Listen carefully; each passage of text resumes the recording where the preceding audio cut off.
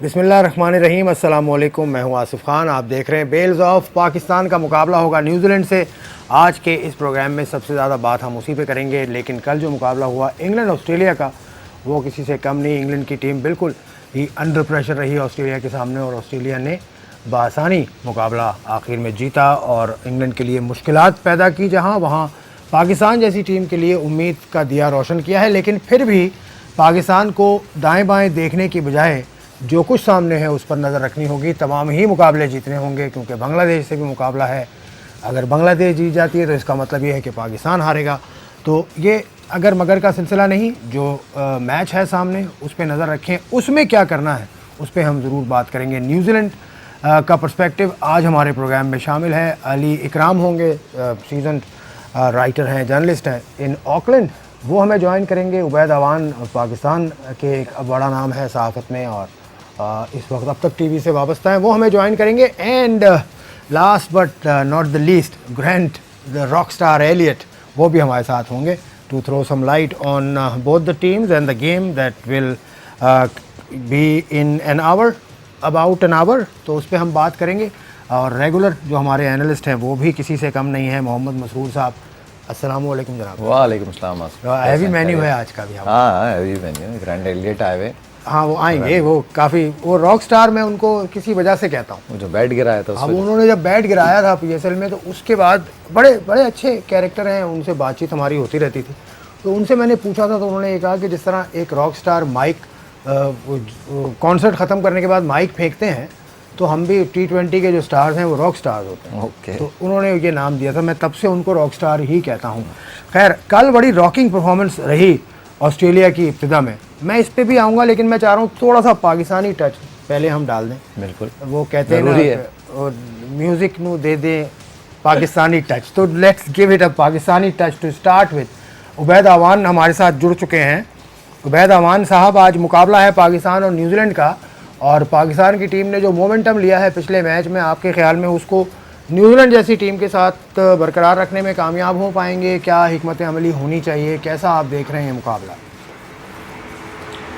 जी आसिफ भाई, मेरे ख्याल में पाकिस्तान टीम के पास काफ़ी अच्छे चांसेस हैं कि वो इस वर्ल्ड कप में वापस आ सकता है। जिस तरह साउथ अफ्रीका के खिलाफ मैच जीता है, उसके बाद आज न्यूजीलैंड से मुकाबला है और न्यूजीलैंड के खिलाफ उसी स्पिरिट के साथ उतरना होगा, जिस तरह से जिस बॉडी लैंग्वेज के साथ पाकिस्तानी टीम न्यूजीलैंड के खिलाफ हमें दिखाई दी।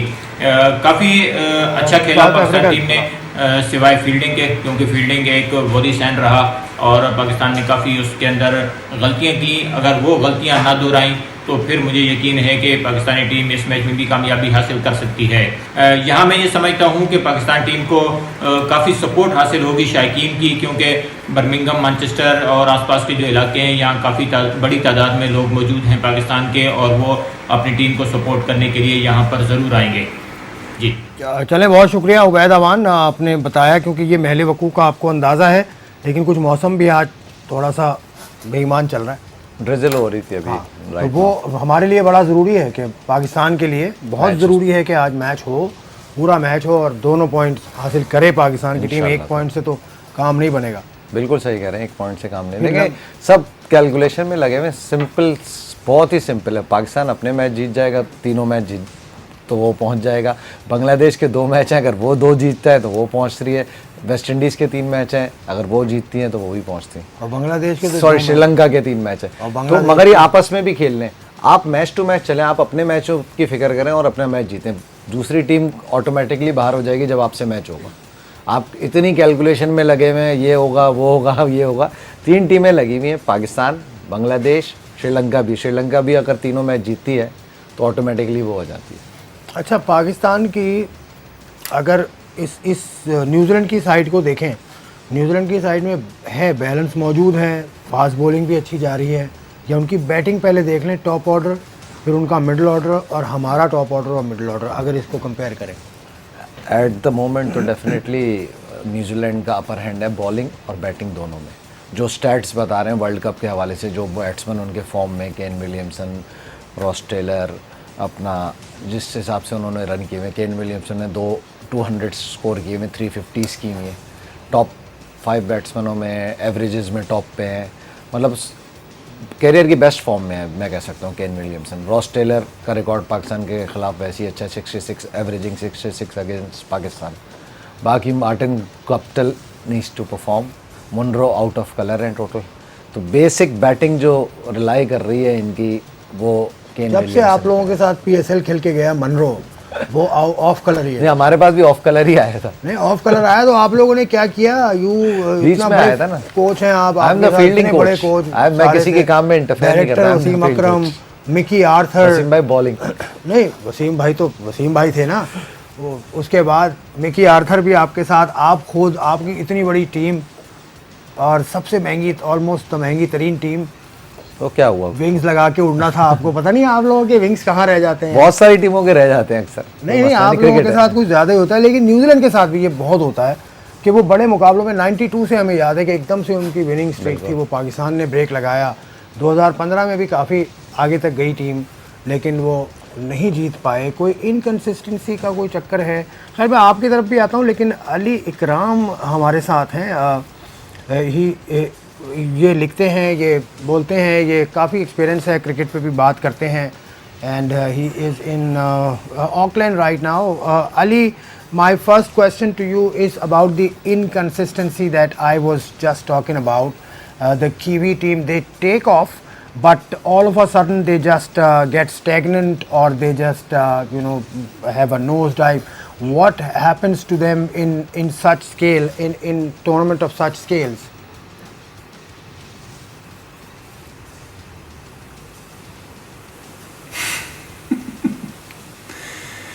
Assalamu alaikum everyone. I think you do know why New Zealand has failed to win a World Cup. It's because Pakistan knocked them out in that very dramatic 1992 semi-final on Eden Park in front of their home fans after the team had been running hot all the way up to that game, when a young Inzamam ul Haq took to the field and flayed the bowling to all parts of Eden Park, which is a very, very small ground that we have here in Auckland. Sadly and tragically for the New Zealand team, the late Martin Crowe, one of the best captains to lead the Black Caps, also one of the best batsmen to have ever donned pads and wear the silver fern, was restricted to watching from the dressing room after aggravating a knee injury while batting. Sadly, he wasn't out there to set the field, run the strategy to make sure that he got his side home. That event has caused a deep trauma in the New Zealand cricketing public, to the point where even with the Black Caps number one on the ladder in this World Cup, you go out and you ask New Zealand fans who's going to win, they'll say the Black Caps, and then they'll think for a second and they'll think, or maybe Australia, perhaps also India or England. So events like that have led to the sort of brittleness behind the bravado when it comes to supporters of this team. Also the experience of 2015, where again on home pitches New Zealand was running hot, again under an inspirational captain, Brendan McCullum. They got all the way to the final that time and were beaten on the MCG. So these are the sorts of experiences that the supporters of this team have had over time, and they understand that, and then that's why they look at a team like Pakistan as they're performing not the best that they should be so far in the World Cup, but aware that they have every opportunity to cause an upset when they get on the field together. It has come down to the captaincy this time around as well. They have an inspirational captain in Kane Williamson. Let's see what happens. But tell us about the structure there in New Zealand. There is rugby there is cricket there. How they go parallel, these two sports, and how people are receiving cricket as compared to rugby, and how it is growing there.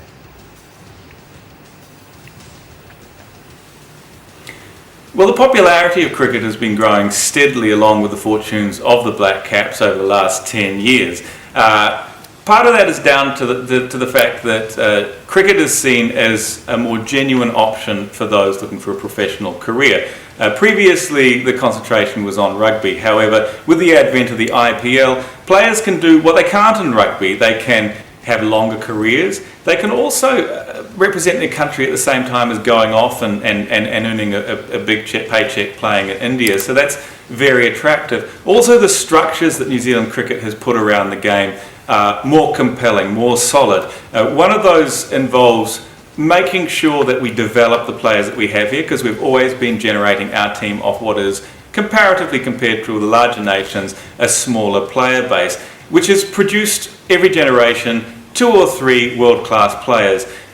In the past, what we've done, have to do during the 80s and 90s, is surround those players with good provincial cricketers, good first-class cricketers that might have struggled with a step up to international. Though, when they put on the silver fern, they played their hearts out. That was the nature of the sporting side till then. New Zealand, over the last 10 years, has been very good at developing players that occupy positions that previously would have been a weakness. So, for instance, we have Lockie Ferguson, who is a genuine fast bowler. We've also got spinning options. Part of that is down to looking after the talent that we produce in our own backyard, but also New Zealand cricket hasn't been shy about reaching out to players who are based overseas, who may have a connection to New Zealand or have no connection to New Zealand whatsoever, extending the opportunity to play first-class cricket here, and also with maybe a pathway to the national side thrown in there. Though weaving all of this together has been the actions of the Black Caps themselves. Brendan McCullum was very big on developing what he called the Black Cap way, which is the idea that the team should be a collection of individuals who played as a team and that the public were proud to support. So that's a relatively new development. In the past, New Zealand cricket teams and players in particular may have had a bit of a brash aura to them.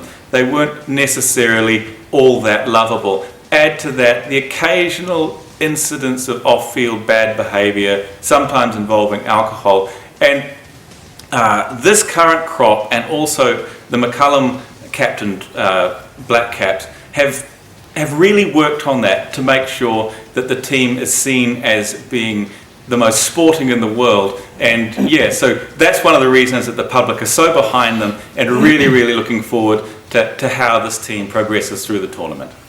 Thank you very much, Ali Ikram. You have been so definitive, so vast. The knowledge is McCullum. We are taking a break.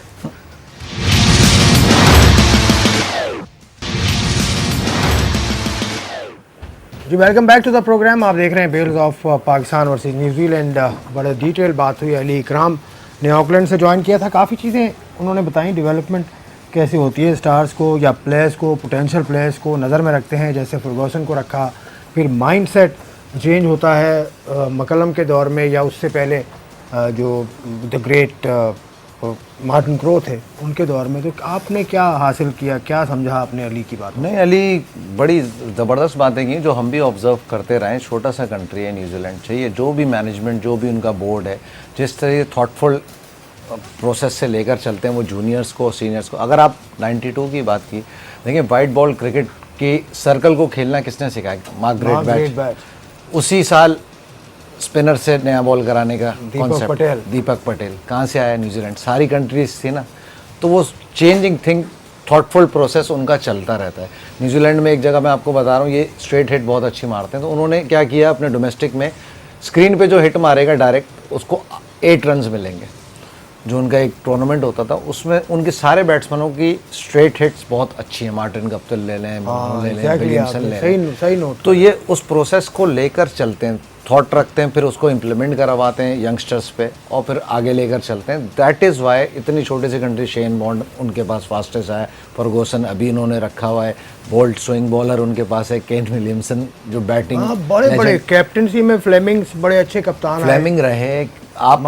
और ये बात सबसे important, बड़ी अच्छी बात की आपने। अगर आप देखा जाए ओवर द पास्ट 20 ईयर्स, तो न्यूजीलैंड ऐसी कंट्री है जिसके जो कैप्टन को लेकर चलिए, और कैप्टन भी बड़े अच्छे मिले उनको, किस्मत कह लें या ग्रूम किया जाता है। मैकलम की भी बात कर रहे हैं, मैकलम तो बीच में छोड़ चुके थे, उनको तो दोबारा बोर्ड लेकर आया वापस, उनकी बाकायदा साइकिक ट्रीटमेंट हुई है, फिर उनको दोबारा कैप्टनसी दी गई। चले तो बड़ा लंबा प्रोसेस। लेकिन मैकलम तो खैर यहाँ पाकिस्तान ने भी आए, लाहौर कलंदर्स के साथ रहे, नहीं बन सकी बात, लेकिन वो छोटा स्पैन होता है बहुत और अलग अलग किस्म के माइंड्स होते हैं, इसलिए शायद वो नहीं चल सके होंगे।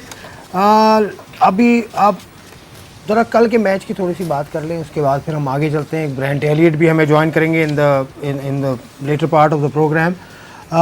कल स्टार्ट वंस अगेन बहुत उम्दा दिया है 123 रन का, लेकिन काफ़ी चांसेस थे, हाफ चांसेस थे जो मिले थे वार्नर और फिंच के ऊपर, कैपिटलाइज नहीं किया इंग्लैंड ने। कैपिटलाइज नहीं किया इंग्लैंड का। कल के आज के टेलीग्राफ में इंग्लैंड के हेडिंग लगी है बड़ी ज़बरदस्त के, Starc eat England for breakfast, इस तरीके से। कल की जो मेन बैटिंग तो फिंच एक्स्ट्रॉर्डनरी फॉर्म में, वार्नर फॉर्म में, उन दोनों ने किया। मिडिल ओवर में देखें दोबारा प्रॉब्लम आई, जो रन आपके 300 प्लस हो सकते थे वो नहीं हुए, ठीक है। अपना मैक्सवेल आउट हो गए जल्दी, तो वो जो गैप था रनों का, जिस पेस से ओपनिंग स्टैंड मिला था 300 प्लस, स्मिथ भी कल इतने रन नहीं कर पाए, मगर ये कि वो गैप इंग्लैंड ने कवर कर लिया। 40 to 50 ओवर में इंग्लैंड की परफॉर्मेंस बहुत ज़बरदस्त थी, मगर फिर बैटिंग 123 रन तो पहली पिच पे विकेट पे बने, फिर 285 तक बैटिंग में जो डैमेज, जो आपको वही बात कर रहे हैं ना, स्ट्राइक बॉलर नए बॉल से स्ट्राइक दिया।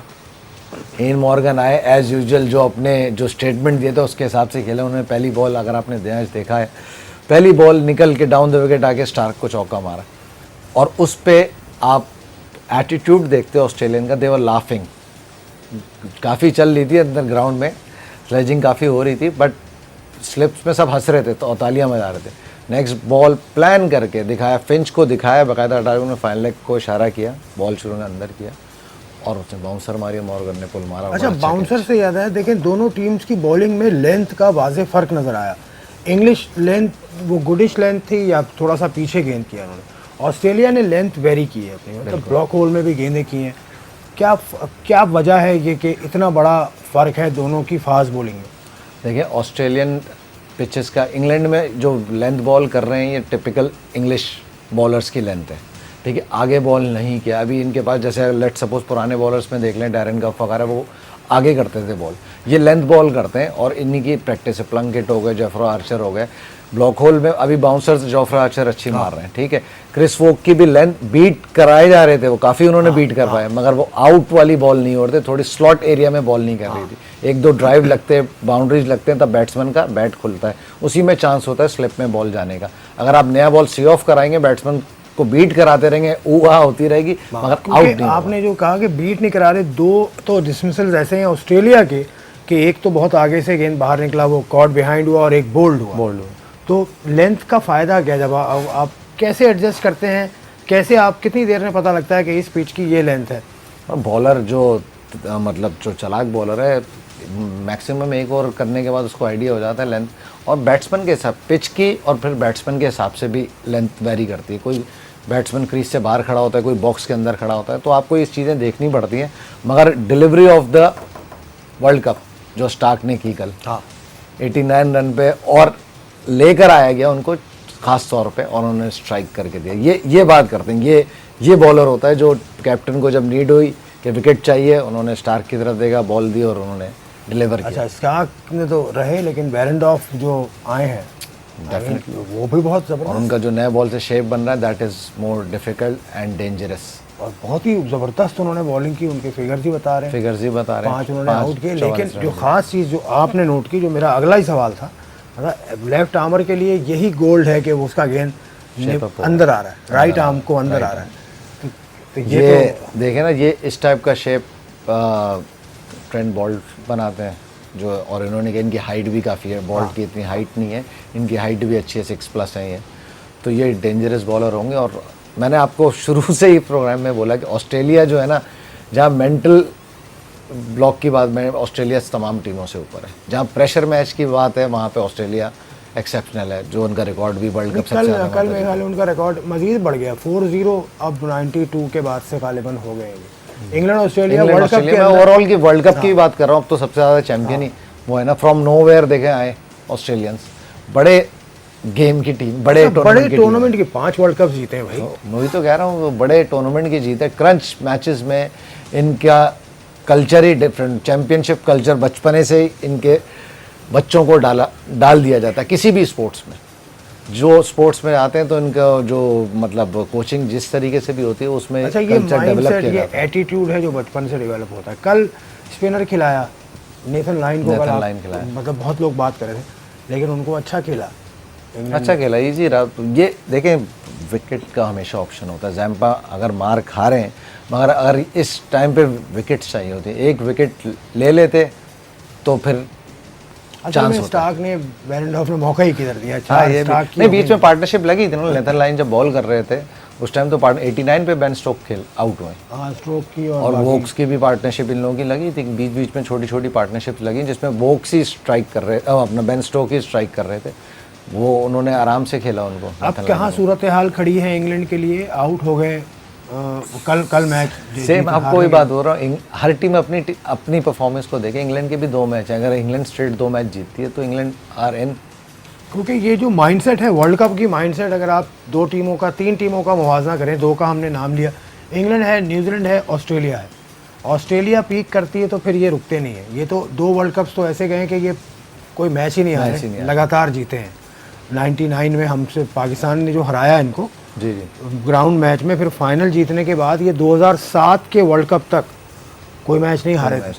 तो या तो ऐसी डोमिनेंस दिखाते हैं, ये एक मिजाज है। दूसरा मिजाज आपके पास न्यूजीलैंड का है और इंग्लैंड का है, ये करते करते अचानक ब्लॉक हो जाते हैं। तो ये क्या फ़र्क है? न्यूजीलैंड का देख लेना, न्यूजीलैंड की जैसी परफॉर्मेंस चलती रही है मगर अभी तक उनको वो फाइनल टच डिलीवर करना नहीं आया।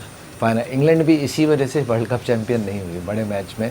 हमें जो फाइनल टच है 92 में पाकिस्तान से एज में, मतलब गेम हाथ में लेकर फिर थ्रो कर दिया, ऐसी सिचुएशन आ गई थी ना, जिस जो शुरू में इन्होंने आउट कर दिए थे 2 हमारे ओपनर्स, फिर इमरान खान और जावेद मियाँदाद ने पार्टनरशिप की और फिर इंजमाम ने आके फिनिश किया। फिर इनकी पार्टनरशिप लगी लैम्प और फेयर ब्रदर की, वसीम भाई ने स्पेल करके वो फिनिश की।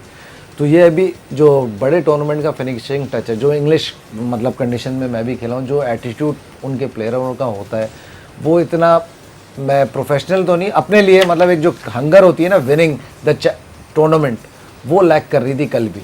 बेन स्टोक आउट हुए, अफसोस किया उन्होंने काफ़ी, मगर ये एक जो थ्रिल होती है ना कि नहीं अब कंट्री के लिए किसी तरीके मैच जीतना है, बाय हुक बाय क्रोक, वो वाला फिनिशिंग टच अभी तक देखा नहीं। सब खेलते हैं अपने स्टाइल से, खेलते हैं अपने लिए खेलते हैं। चलें, कल उनको फाउंडेशन भी नहीं मिली, फिनिशिंग टच तो वो बाद में लाते हैं, फाउंडेशन भी कल उनको नहीं मिल सकी। इस स्कोर को चेस करते हुए अब पाकिस्तान और न्यूजीलैंड के मैच पर बात करेंगे ब्रेक के बाद, और ग्रांट एलियट की भी गुफ्तगू आपको सुनवाएंगे इस ब्रेक के बाद।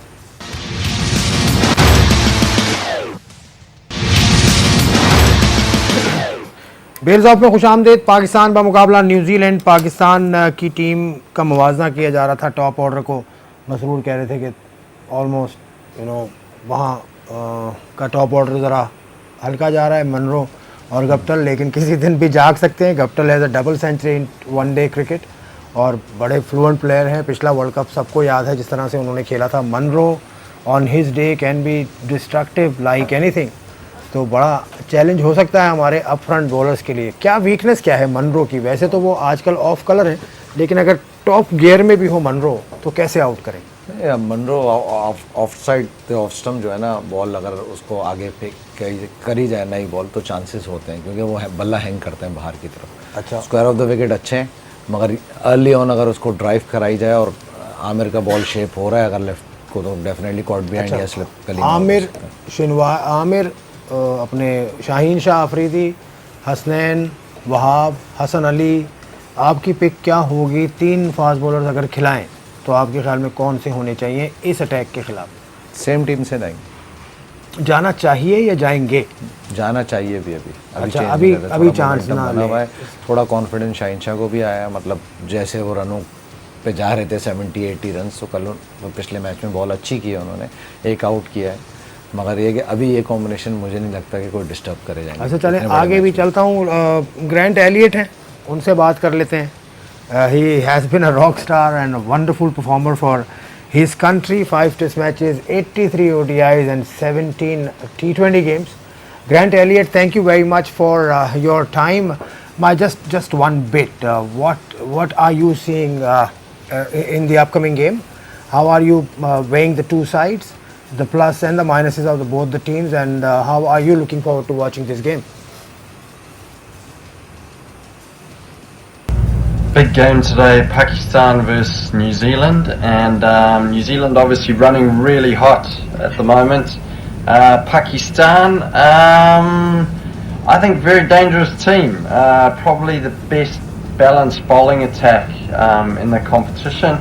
They've got obviously leg spinner Shadab Khan. They've got their three seamers, left armers, always tough to face left armers. And I think if they can get a bit of reverse swing, I think they could go a really good way to winning this game. New Zealand are going to have to play well, and they have been playing well. And do they have to leave it up to Williamson and Taylor to score the runs? Well, hopefully not, and hopefully we can see another solid performance from New Zealand, as we all know who I'm supporting. Anyway, let's hopefully a good, tightly contested game, but Pakistan's still in with a chance to make their top four. The oozing patriotism. Thank you very much, Elliot. सही है, वही बात उसने भी की कि Williamson Taylor पे ही ना गिरे जिम्मेदारी। हम बैटिंग की इनकी बात कर ही रहे थे, तो अगली बात हमारी यही थी कि इन्हीं दोनों पे नीशम आ जाते हैं या फिर ग्रैंड होम रन्स कर रहे हैं, तो ऊपर से कितना ज़रूरी है और क्या एडजस्टमेंट आपके ख्याल में करनी है? अभी तो जो जैसा चल रहा है ना, ऊपर से पाकिस्तान के खिलाफ ऐसे ही चलना चाहिए। नहीं, ये क्या बात थी यार, गेम ऑफ क्रिकेट देखें, one is my country, the other is my favourite country, so मैं तो बीच में फंसा हूँ। नहीं वो देखें, गप्तिल का सबको ही पता है, अभी अगर आउट ऑफ फॉर्म हुए हैं, पिछले मैच में भी वो उससे पिछले वाले मैच में उन्होंने काफ़ी टाइम स्पेंड किया। डेफिनेटली कोचेज उनके साथ काम कर रहे होंगे, वर्किंग हो रही होगी, कभी कभी आउट ऑफ फॉर्म रहता है बंदा, सारी चीज़ें सही कर रहा होता है मगर लक साथ नहीं दे रही होती। मुनरो के साथ ये प्रॉब्लम रहती है, मुनरो को मैंने भी अपनी मुनरो को आपने बता दिया वो हैंग करते हैं। अब दरमियान में विलियमसन होंगे या नीशम होंगे या टेलर होंगे या दूसरे प्लेयर होंगे, विलियमसन ख़ास तौर से जिस फ्लुएंसी में वो खेल रहे हैं, उनके खिलाफ तो कोई ख़ास एनालिसिस किया होगा ना पाकिस्तान ने? डेफिनेटली कोचेज़ ने एनालिसिस किया होगा। देखें विलियमसन के साथ, टू बी ऑनेस्ट, मतलब टेक्निकली कुछ प्लेयर इतने राइट होते हैं कि फ्रंट फुट और बैक फुट दोनों पे बैलेंस होते हैं और अच्छा खेलते हैं। टेक्निकलिटीज़ पे एरर्स उनके इतने हैं नहीं कि आप उस एरर पे काम करेंगे। शॉर्ट पिच पे हल्के हैं या ड्राइव पे हल्के हैं या इन स्विंगर हल्का खेलते हैं। वो परफेक्ट बैट्समैन है, मतलब जो बच्चों को आप शुरू में सिखाया जाता है ना, उस हिसाब से खेलते हैं। तो टैक्टफुली शादाब खान पे है चांस स्पिनर्स का, अगर शादाब उनको गुगली पे रखते हैं, बॉल आगे करते हैं, तो डेफिनेटली लेकिन फिर शादाब को, खैर हाँ, वो अगर वो जल्दी आ जाते हैं तो फिर शादाब खान पे चांस है। हम पाकिस्तान को शादाब खान, जो विलियमसन आया अर्ली ऑन, 20 ओवर करा दें शादाब से, क्या करें? नहीं अर्ली ऑन 4-5 ओवर में शादाब अगर फ्लिपर या गुगली पे चांस लेंगे, बैक फुट खेलते हैं वो, अगर बॉल नया बॉल होगा, स्किट होगा। नहीं, लेकिन वो तो आप हाइपोथेटिकली आप सोच रहे हैं ना कि उनके ऊपर की विकेटें जल्दी गिर जाएंगी।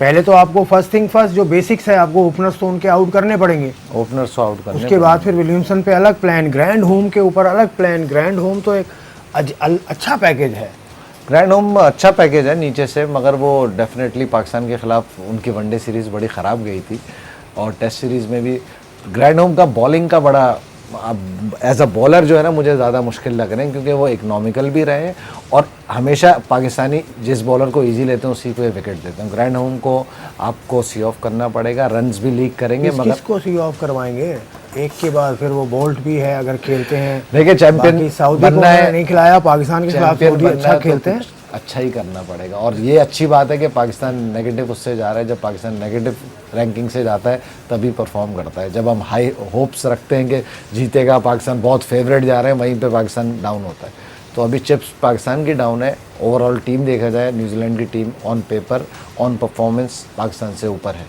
But Pakistan always, Pakistani team big matches की और बिग टूर्नामेंट की टीम है। तो कहीं पे भी जब पाकिस्तान को अंडर एस्टिमेट कोई भी करता है, तो Pakistani team, Pakistan boys will perform. ये तो आपने वो जज्बाती बात कर दी ना, नहीं रिकॉर्डेड बात है, इसमें डेटा कहाँ है? रिकॉर्डेड बात है। वर्ल्ड कप खेल लिए 75 से लेके 2015 तक वर्ल्ड कप तो खेल लिए, ज़्यादा भी नहीं हुआ, एक ही वर्ल्ड कप जीते हैं, एक ही वर्ल्ड, इंग्लैंड तो एक भी नहीं जीती। नहीं चले, इंग्लैंड से हमारा क्या मुकाबला, इंग्लैंड से हमारा क्या, न्यूजीलैंड भी एक भी नहीं जीती, न्यूजीलैंड से हमारा क्या मुकाबला? हम तो अपनी जात को जवाब रहे हैं ना। तो फिर हम जीतेंगे जब मुकाबला नहीं, तो फिर तो हम जीतेंगे। जीती, वेस्ट इंडीज 2 जीती, इंडिया 2 जीती, कर लेना इन 3 टीमों से मुकाबला, इंशाल्लाह हम भी 2 जीतेंगे। अभी तो हमारा न्यूजीलैंड से मुकाबला है, हम उसकी बात कर रहे हैं। मैं वही तो कह रहा हूँ आपसे, आपने कहा कि चिप्स डाउन होंगे तो हम उठ जाएंगे, कोई ना कोई उसकी सॉलिड बेस भी तो मुझे बताए ना कि आपके पास ये वर्ल्ड क्लास प्लेयर है, ये है जो खड़ा होगा। वो जो आप 92 वर्ल्ड कप की बात कर रहे हैं, वर्ल्ड क्लास प्लेयर्स तो गिने कितने सारे हैं उसके अंदर। बाबर आजम को आपने बनाया हुआ है, पता नहीं कौन सा वर्ल्ड क्लास प्लेयर बनाया हुआ है। बाबर आजम से रन निकलते नहीं है, बाबर आजम के बारे में कह रहे हैं कि वो रन तो निकालते नहीं है, प्लेयर बताए, अटक जाते हैं बिल्कुल, सिंगल जहाँ फील्ड खुलती है वहाँ रन नहीं बनते उनसे। 92 में वर्ल्ड क्लास प्लेयर गिनाना शुरू करूँ आपको मैं, ब्रेक ले लूं पहले, रैप अप कर लूं, ऑफ कैमरा गिनवाऊंगा। इमरान खान, जावेद मियादाद, सलीम मलिक, वसीम अकरम, मुश्ताक अहमद। सर ये 92 के बाद बने, 92 के बाद बने भाई। जावेद भाई और इमरान भाई को ऐसे तो नहीं कर लिया था ना, पिक किया था तो उस वक्त कहा था इंतजाम को कि आप में वो क्वालिटी है। वर्ल्ड कप चल रहा है अभी, वसीम अकरम के बाद हमारे प्लेयर भी सुपरस्टार हो जाएंगे। वसीम अकरम 6 साल से खेल रहे थे भाई, वसीम अकरम उस वक्त 5-6 साल खेल चुके थे। सलीम मलिक सुपरस्टार थे, सलीम मलिक, जावेद मियादाद, इमरान खान ने नहीं कराई, नहीं कराई, सुपरस्टार तो था। हाँ, कौन सा नाम पे तो था। क्या आप नहीं मानते कि हफीज आपका बड़ा स्टार है या शोएब मलिक है आपका बड़ा स्टार? भाई मैं सुपरस्टार की बात कर रहा हूं, स्टार एंड सुपरस्टार में फर्क है। सुपरस्टार तो गप्टल भी है ना, विराट मनरो भी है ना, नहीं कर रहा Virat Kohli is a superstar. Program cut जाएगा यार आपकी बात में, मैं चलता रहता हूँ। आप ये